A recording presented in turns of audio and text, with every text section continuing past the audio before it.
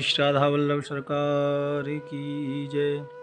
सद्गुरुदेव भगवान की जय।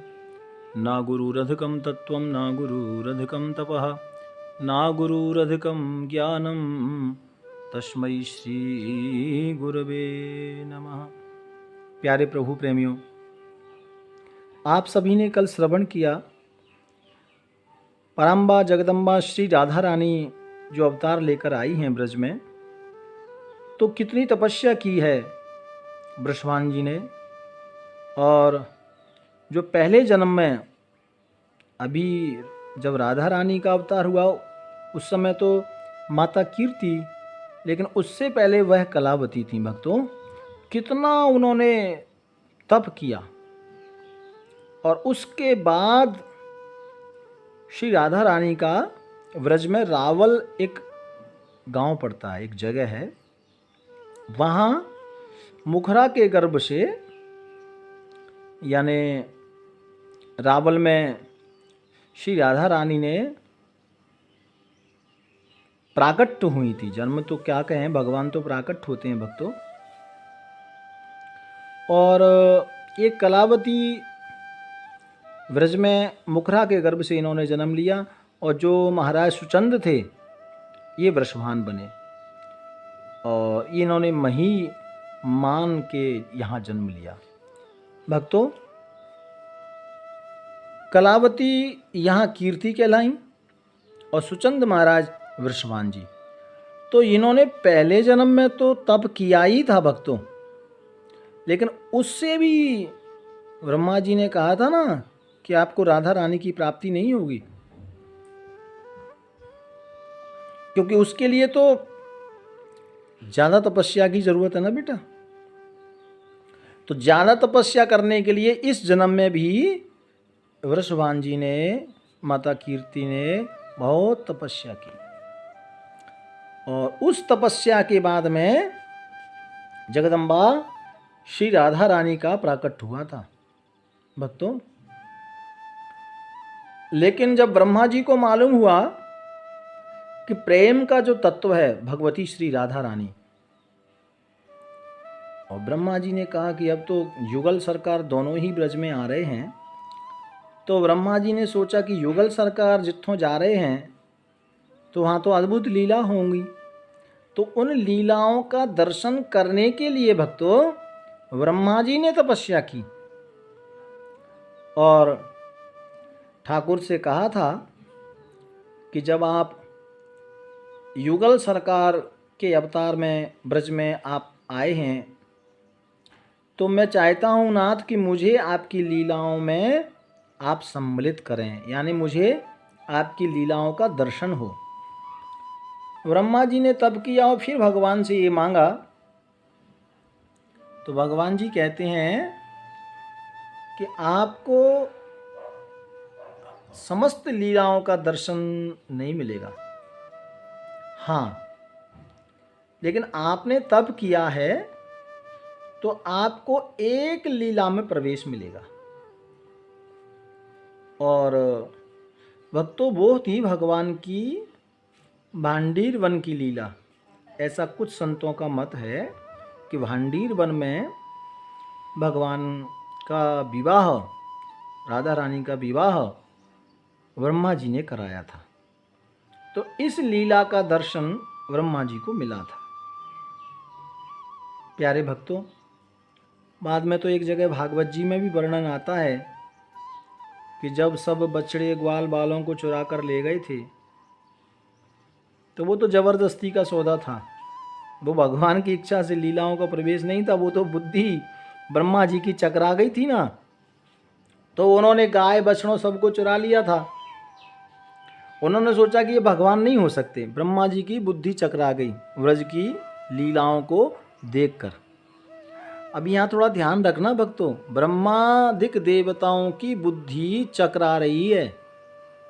और संसार का बंदा यदि कोई कहे कि मैं भगवान को नहीं मानता, कृष्ण जी को नहीं मानता, कृष्ण जी तो ऐसे हैं, कृष्ण जी ने ये किया, तो इसमें कोई आश्चर्य की गल नहीं है भक्तों, है ना। क्योंकि जो सृष्टि को रचने वाले हैं ब्रह्मा जी, वो जब वो देख रहे हैं कि ब्रज में भगवान की लीला देख रहे हैं कि वो ग्वाल बाल को झूठे भांडे बर्तन में ही भोग लगा रहे हैं, तो ब्रह्मा जी बोले ये भगवान नहीं हो सकता। तो एक ऐसी कथा भागवत में आती है वत्स लीला। तो उस समय जब बछड़े गाय ग्वाल वाल जो मित्र सखा थे वो सबको ब्रह्मा जी ब्रह्मलोक में ले गए भक्तों, और भगवान की परीक्षा ले डाली। ब्रह्मा जी को लगा कि ये तो सामान्य कोई बालक है, ये भगवान कैसे हो सकता है। और कहते हैं कि कई महीने तक, वर्ष तक ब्रह्मा जी ने सब ग्वाल वालों को सबको ब्रह्मलोक में रखा। और उसके बाद में ब्रह्मा जी ने सोचा कि अब तो रो रहा होगा, क्योंकि वो तो आम बंदा है। और जब बिच ब्रह्मा जी आए, देखा भक्तों, तो देखते हैं कि वही ग्वाल, वही बछड़े, वही गैया, वही नन्हे मन्ने सखा भगवान के, वो सब वृंदावन धाम के जंगल में विचरण कर रहे हैं, वन में। तो ब्रह्मा जी तो घबरा गए। उधर ब्रह्मलोक में जाके देखा तो उधर सब, इधर आके देखा तो इधर सब। तब ब्रह्मा जी ने भगवान को प्रार्थना की, कहा मुझसे गलती हो गई, पशुपांग जाय। आप असल में बाबा नंद जो पशुओं का पालन करते हैं और उनके यहाँ आप बालक रूप में आए हैं, सो मैं आपको जान नहीं पाया।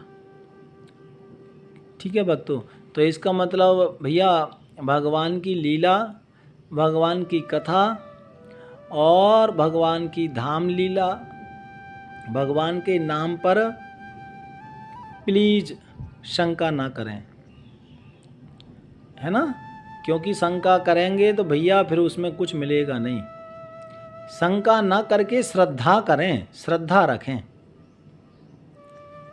तो यहाँ ब्रह्मा जी ने तपस्या की तो भांडीर वन की लीला ब्रह्मा जी को प्राप्त हुई। और ये जो एक कथा आती है भागवत में, ये तो जबरदस्ती ब्रह्मा जी ने पंगा लिया, है ना।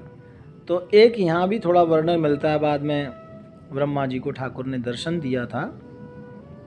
तो कहते हैं ब्रह्मा जी ने जब तपस्या की कि मुझे दर्शन चाहिए, लीला का दर्शन चाहिए, आपका दर्शन चाहिए, तो भगवान ने कहा कि ये संभव नहीं है। हाँ, आप लीला में तो प्रवेश नहीं कर सकते, लेकिन आप ब्रज में रह सकते हैं, निवास कर सकते हैं। तो भक्तों, ब्रह्मा जी ने पर्वत का रूप लेकर, पहाड़ का रूप लेकर ब्रह्मा जी ने ब्रज में वास किया। और वो पर्वत कौन सा है? ब्रह्माचल पर्वत, जिस पर वर्षाना वसा हुआ है ना भक्तों। बरसाना आपने देखा होगा, बहुत ऊंचाई पर है। वो ऊंचाई पर क्यों है? क्योंकि वो ब्रह्माचल पर्वत पर श्री राधा रानी का वो मंदिर ब्रह्माचल पर्वत पर है। तो ब्रज में ब्रह्मा जी पर्वत वन के वास कर रहे हैं, और वहीं श्री राधा रानी का वो मंदिर है भक्तों। तो ब्रह्मा जी के 4 मुख हैं, इसलिए भक्तों वो जो पर्वत है ना, ब्रह्माचल पर्वत वर्षाने में, उसके भी 4 मुख हैं। आप कभी जाएं तो उसको देखना, उसके 4 मुख हैं। और ब्रह्मा जी वर्षाने में, और भगवान शंकर नंदेश्वर बनकर शिवजी ब्रज में आए थे।